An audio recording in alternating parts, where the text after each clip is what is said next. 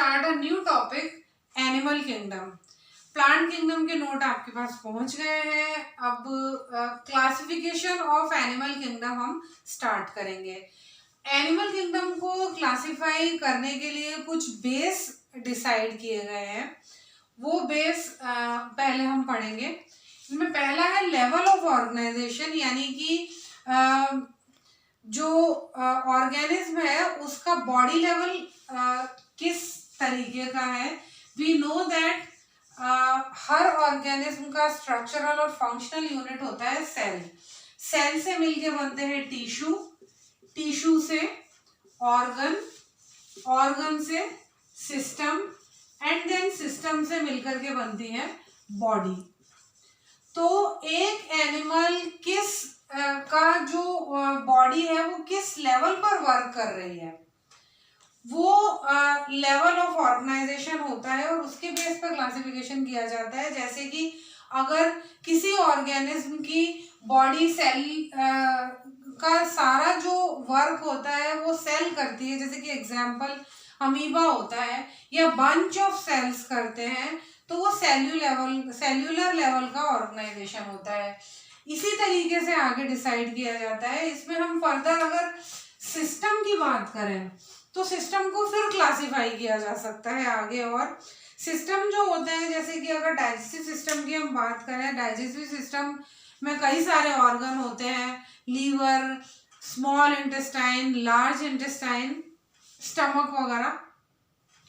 तो digestive system को फिर फर्दर हम दो टाइप्स में डिवाइड कर सकते हैं, that is incomplete digestive system and complete digestive system.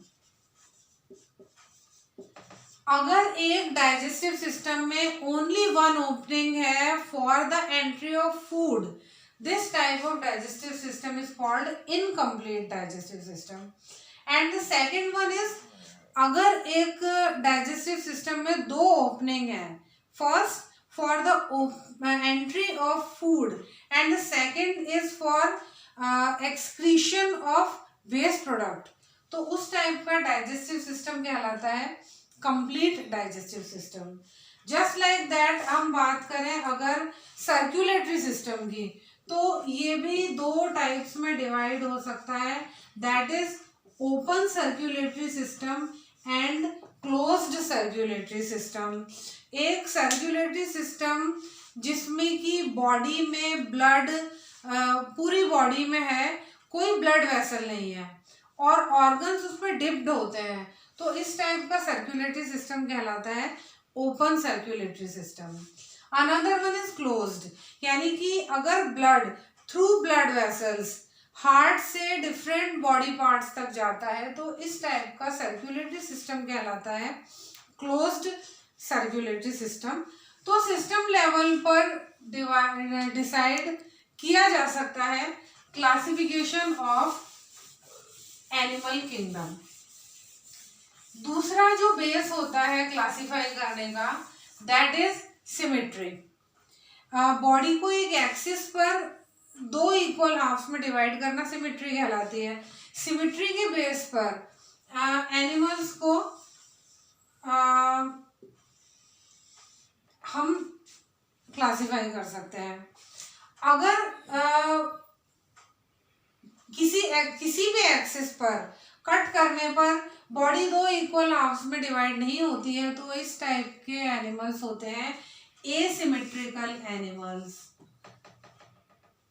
अगर बॉडी दो इक्वल हाफ्स में डिवाइड हो जाती है, तो इस टाइप के एनिमल्स कहलाते हैं बायलेटरली, दो हाफ्स में डिवाइड हुए हैं, तो ये है bilateral symmetrical animals. And the third one is, कुछ एनिमल्स ऐसे होते हैं जिनको हम किसी भी एक्सिस से कट करें, वो हमेशा दो इक्वल हाफ्स में डिवाइड हो जाते हैं। इस टाइप के एनिमल्स कहलाते हैं रेडियल सिमेट्रिकल एनिमल्स। तो सिमेट्री के बेस पर एनिमल्स को क्लासिफाई किया जा सकता है। नेक्स्ट आता है डिप्लोब्लास्टिक और ट्रिप्लोब्लास्टिक। एक ऑर्गेनिज्म जो होता है उसकी जो एम्ब्रियोनिक एम्ब्रियोनिक स्टेज होती है उसमें 3 लेयर्स होती हैं। जो आउटर लेयर होती है ये कहलाती है एक्टोडर्म, जो मिडिल लेयर होती है वो कहलाती है मेसोडर्म, और जो इंटरनल लेयर होती है दैट इज कॉल्ड एंडोडर्म। एक एम्ब्रियो में अगर ये तीनों प्रॉपर लेयर्स होती हैं तो वो एनिमल होता है ट्रिप्लोब्लास्टिक। कुछ कंडीशंस में ऐसा होता है कि मेसोडर्म पूरी तरह से डेवलप नहीं हो पाती है, उस कंडीशन में ये कहलाती है मीजोग्लिया। और सिर्फ 2 ही जो लेयर्स होती है ये प्रॉपरली होती है, दैट इज एक्टोडर्म और एंडोडर्म। ये कंडीशन कहलाती है डिप्लोब्लास्टिक। तो डिप्लोब्लास्टिक और ट्रिप्लोब्लास्टिक के बेस पर भी एनिमल्स को डिवाइड किया जा सकता है। नेक्स्ट आता है सीलोम। बॉडी वॉल और गट वॉल के बीच का जो पार्ट होता है दैट इज कॉल्ड सीलोम। ये जो सीलोम होती है इसमें मेसोडर्म जो होती है एक्चुअली वो आउटलाइन बना करके और अंदर इस तरीके से, ये एक्टोडर्म है ये एंडोडर्म है, और मेसोडर्म ने लाइनिंग बना करके बीच में ओपन स्पेस छोड़ा है, ये ओपन स्पेस होती है सीलोम। ये जिनमें प्रॉपरली मिलती है that is called coelomate animals. एक ये होता है कि ये होती ही नहीं है सीलोम जिनमें, वो होते हैं एसीलोमेट एनिमल्स। और तीसरी कंडीशन में ये होता है कि सीलोम तो है लेकिन मेसोडर्म जो होती है वो लाइनिंग नहीं बना करके बीच में पैचेस बना करके उसको काफी हद तक कवर कर देती है। इस तरीके के जो सीलोम होती है ये कहलाती है सूडोसीलोम, और जो एनिमल्स होते हैं वो कहलाते हैं सूडोसीलोमेट। तो इनके बेस पर भी एनिमल किंगडम्स को क्लासिफाई किया जा सकता है।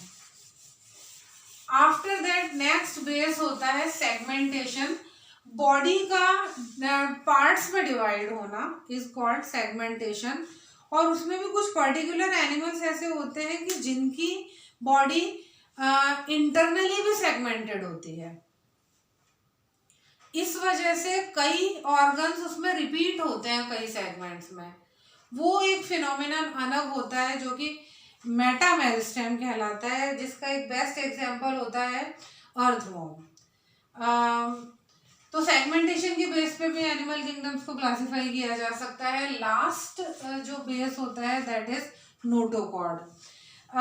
एम्ब्रियोनिक स्टेज में जो मेसोडर्म होती है उससे एक रॉड लाइक स्ट्रक्चर डेवलप होती है, वो कहलाती है नोटोकॉर्ड।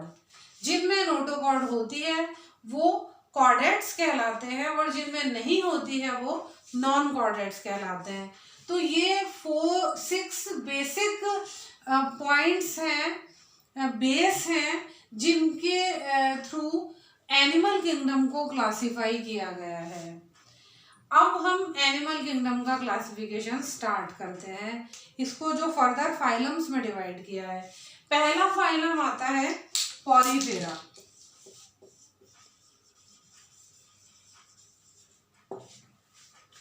पॉरीफेरा जो होते हैं एक्वेटिक होते हैं, मरीन भी हो सकते हैं, फ्रेश वाटर में भी मिलते हैं। इनका जो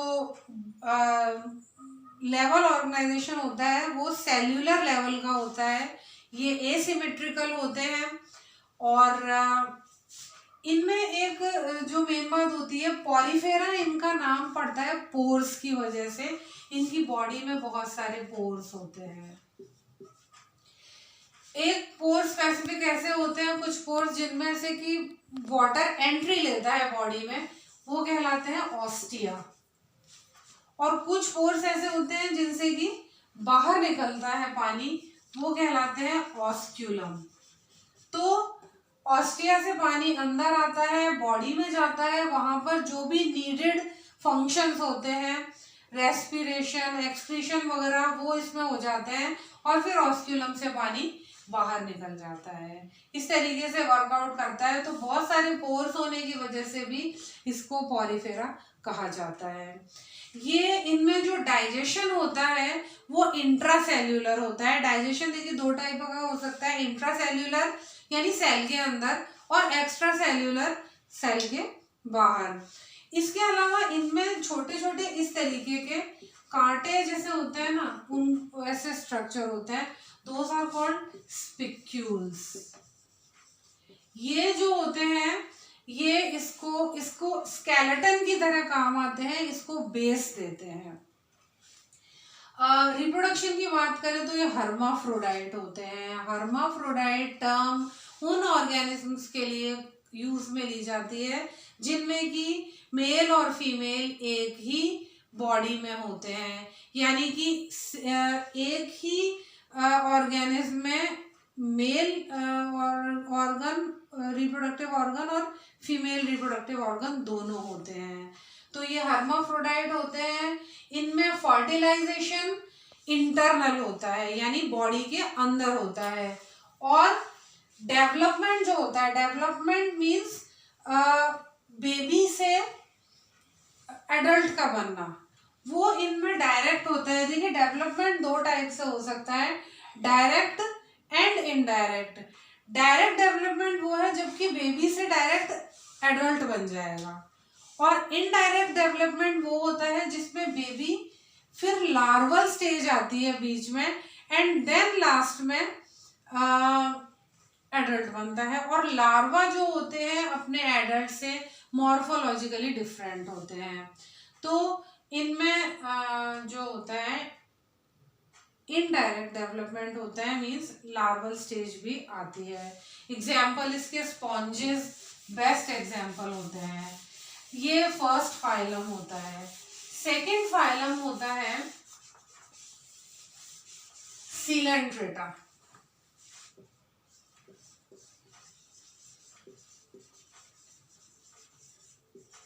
सीलेंट्रेट्स जो होते हैं ये इनका जो बॉडी लेवल होता है अब टिश्यू लेवल का बॉडी ऑर्गेनाइजेशन हो जाता है। ये रेडियली सिमेट्रिकल होते हैं, डिप्लोब्लास्टिक होते हैं। इनको निडेरिया भी कहा जाता है। निडेरिया कहने का इनका एक जो मेन रीजन होता है वो ये होता है कि इनके जो टेंटिकल्स होते हैं, इनके टेंटिकल्स में स्पेसिफिक सेल होते हैं, दोज आर कॉल्ड निडोब्लास्ट, और उनमें एक स्पेसिफिक सेल होते हैं that is called lasso cells. ये लासो सेल्स जो होते हैं स्टिंग, जैसे कि नॉर्मल लैंग्वेज में डंक बोलते हैं, हम डंक की तरह काम करते हैं। ये प्रे को कैच भी करते हैं यानी शिकार को पकड़ने का भी काम करते हैं, साथ ही साथ में इनको प्रोटेक्ट करने का भी काम करते हैं। तो ये निडोब्लास्ट की वजह से ही इस फाइलम को निडेरिया भी कहा जाता है। इसमें अब ये जैसे हाइड्रा है, इसका ये जो पार्ट होता है ये कहलाता है हाइपोस्टोम, और इस हाइपोस्टोम में एक छोटा सा माउथ लाइक स्ट्रक्चर ओपनिंग होती है जिसके थ्रू पानी अंदर जाता है, कैविटी में जाता है। ये कैविटी कहलाती है गैस्ट्रोवेस्क्यूलर कैविटी। इसमें पानी अंदर जाता है और जो नीडेड फंक्शंस होते हैं वो होते हैं, और इसी के थ्रू पानी बाहर निकल जाता है। इसमें डाइजेशन इंट्रासेल्यूलर भी होता है, एक्स्ट्रा सेल्यूलर भी होता है। इसमें जो एक मेन बात होती है वो ये होती है कि ये जो सिलेंड्रेट्स होते हैं ये दो फॉर्म्स में मिलते हैं, दो तरीके से ये अपनी लाइफ साइकिल निकालते हैं। एक में तो ये होता है कि जो इनका बेस होता है ये एक जगह फिक्स हो जाता है, और जो अपर पार्ट होता है ये फ्री मूव करता रहता है। इस तरीके की जो फॉर्म होती है ये कहलाती है polyp form. And the second one is कि वो जो ऑर्गेनिज्म होता है टोटली फ्री लिविंग होता है, कहीं भी मूव कर सकता है। इस तरीके की जो फॉर्म होती है ये कहलाती है मेड्यूसा फॉर्म। कुछ सिलेंड्रेट्स ऐसे होते हैं जो अपनी पूरी लाइफ साइकिल पॉलिप फॉर्म में ही निकालते हैं। कुछ सेल सिलेंड्रेट्स ऐसे होते हैं जो पूरी लाइफ मेड्यूसा फॉर्म में ही निकालते हैं। लेकिन कुछ सिलेंड्रेट्स ऐसे होते हैं जो कन्वर्ट होते हैं।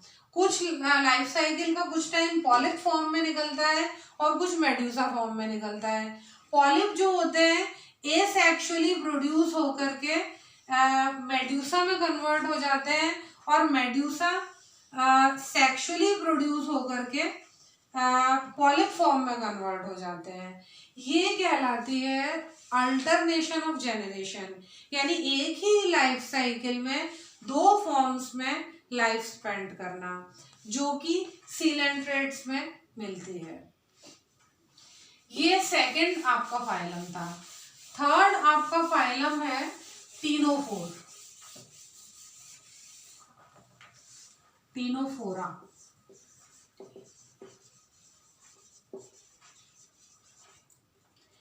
इनको, ये जो है मरीन ही होते हैं, समुद्र में ही मिलते हैं और ये रेडियली सिमेट्रिकल होते हैं, डिप्लोब्लास्टिक होते हैं। इनका जो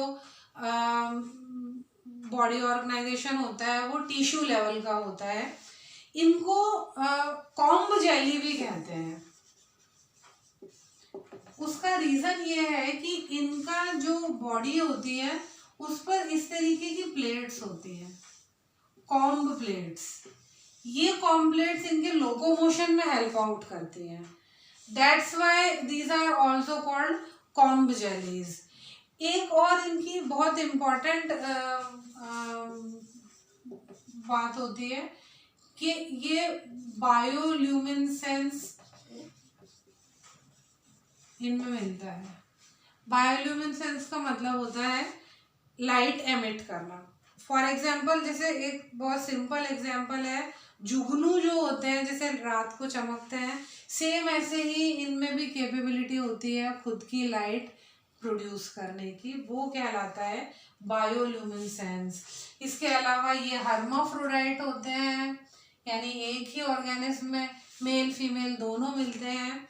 और इनमें फर्टिलाइजेशन एक्सटर्नल होता है, मतलब बॉडी के बाहर पानी में होता है। और लार्वल स्टेज मिलती है, मीन्स जो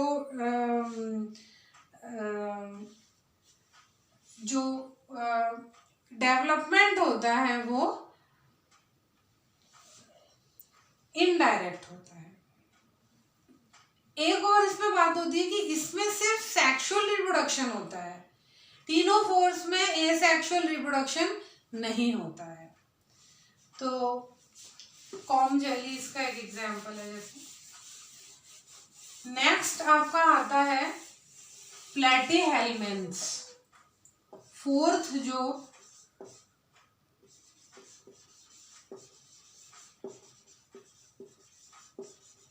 आपका फाइलम है यह है प्लेटीहेल्मिन्थ्स।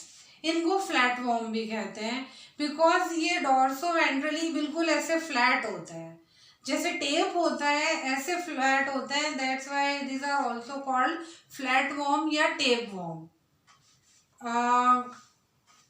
ये एंडोपैरासाइट होते हैं, यानी बॉडी में मिलते हैं।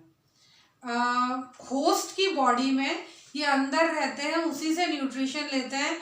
उसके लिए इनमें हुक्स और सकर्स होते हैं। हुक एक इस तरीके का स्ट्रक्चर होता है जो इसको होस्ट की बॉडी में लोकोमोट कराता है, और सकर्स से ये होस्ट की बॉडी से न्यूट्रिशन सक करते हैं। ये ट्रिप्लोब्लास्टिक होते हैं, एसिलोमेट होते हैं, और इनका अब ऑर्गन लेवल का बॉडी ऑर्गेनाइजेशन होता है। इनमें स्पेसिफिक सेल्स पाई जाती हैं, those are called flame cells. और ये जो फ्लेम सेल्स होती हैं ये एक्सक्रीशन में और ऑस्मोरेगुलेशन दोनों में इनकी हेल्प आउट करती हैं। ये भी हर्माफ्रोडाइट होते हैं। इनमें फर्टिलाइजेशन इंटरनल होता है और लार्वल स्टेज भी मिलती है, मतलब कि जो डेवलपमेंट है वो इनडायरेक्ट होता है। और एक्चुअली टेपवॉर्म इसका एग्जाम्पल है। ये चार आपके फाइलम थे। इनको और फर्दर एनिमल किंगडम को और आगे फर्दर डिवाइड किया गया है। इन 4 फाइलम्स में हम पार्ट 1 फिनिश कर रहे हैं। नाउ नेक्स्ट जो फाइलम्स हमारे बचे हैं वो हम नेक्स्ट पार्ट में कंटिन्यू करेंगे। Thank you.